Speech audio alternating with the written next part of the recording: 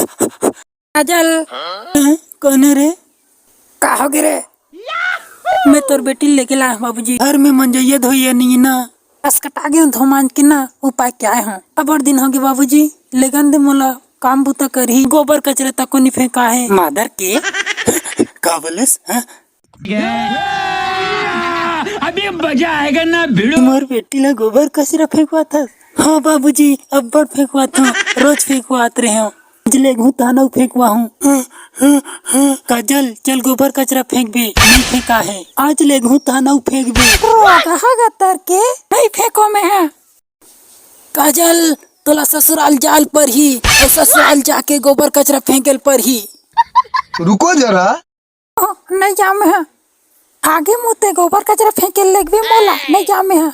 चल काजल चल, मैं तोला लगे बर आया हूँ। तब फोन करे रहे तब काबर जाऊं कह रहे चल नहीं तो घिलात ले हूँ तोला। चल का केस एक झापड़ दूं ना मत डर के। दांत ला मत निकाल गोबर ला भर दूं। हाँ तो संगवारी हो, कैसे लगी इस वीडियो हा? अगर अच्छा लगी सही तो चैनल ला लाइक शेयर और सब्सक्राइब करो और वीडियो ला शेयर कर दो।